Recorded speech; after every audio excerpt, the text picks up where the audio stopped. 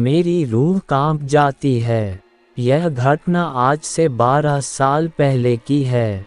उन दिनों मैं बिहार के एक छोटे से गांव हसनपुर के अस्पताल में कार्य करता था। एक रात अस्पताल में ज़्यादा मरीजों की वजह से रात के 12 बज गए थे। उस रात तेज बारिश हो रही थी। मैं भीग के भागते अपने घर पहुंचा। कपड़े गीले हो जाने की वजह से मैं अपने कपड़े बदल ही रहा था कि अचानक दरवाज़ा खटखटाने की आवाज़ आई। मैंने सोचा इतनी रात को कौन आया होगा। मैंने दरवाज़ा खोला और देखा कि एक लड़की जो बरसात में भीगी हुई थी रोते हुए कहने लगी कि मेरी माँ की तबीयत बहुत ख़राब है, आप जल्दी चलिए नहीं तो वो मर जाएगी। मैंने उससे कहा कि रात को मैं मरीज़ नहीं देखता हूँ, सुबह अस्पताल ले आना।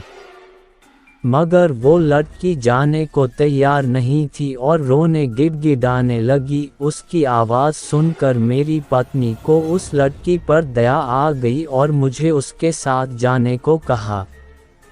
मैंने मन ही मन परेशान होते हुए बाहर आया और अपनी जीप निकाली। सुनसान रास्तों से होते हुए वो लड़की मुझे 5-7 किलोमीटर दूर एक दूसरे गांव में ले गई।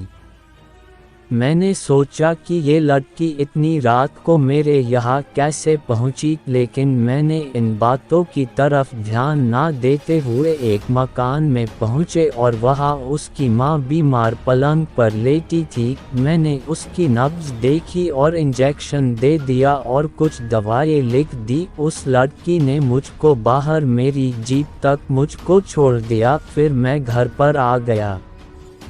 अगली सुबह मैं जब अस्पताल के लिए जाने लगा तो सोचा कि रात वाले मरीज से मिलता जाओ, थोड़ा सा चक्कर ही पड़ेगा रास्ते में जाने को। ये सोचकर मैं वहाँ गांव में पहुँचा।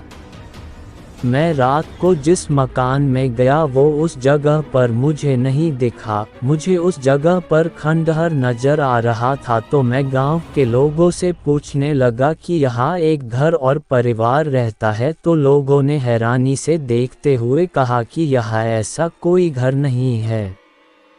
ये सुनकर मेरे रोंगटे खड़े हो गए। मैं सोचने लगा कि रात को जो मेरे साथ हुआ वो क्या था। वहाँ के लोगों ने बताया ये प्रेत लीला है, सो हर साल किसी एक इंसान के साथ होती है। ये तो गनीमत है कि आप जिंदा बच गए, वरना वो आत्मा आपको जिंदा नहीं छोड़ती। मैं हाल की भूत प्रेत में ज़्यादा विश्वास नहीं करता था। मैं जब गांव वालों के साथ उस खंडहर में पहुंचा तो उस खंडहर के बाहर मेरी जीप के पहिए के निशान थे और वो इंजेक्शन और दवा भी वहीं पड़ी थे। मैंने बिना लोगों से और बातें किए फिर से घर लौट आया और घर वालों को सारी बात बताई। उसके कुछ दिनों बाद मेरा तबादला दूसरे गांव में हो गया, लेकिन उस रात की घटना के बारे में सोचकर आज भी मेरी रूह कांप जाती है।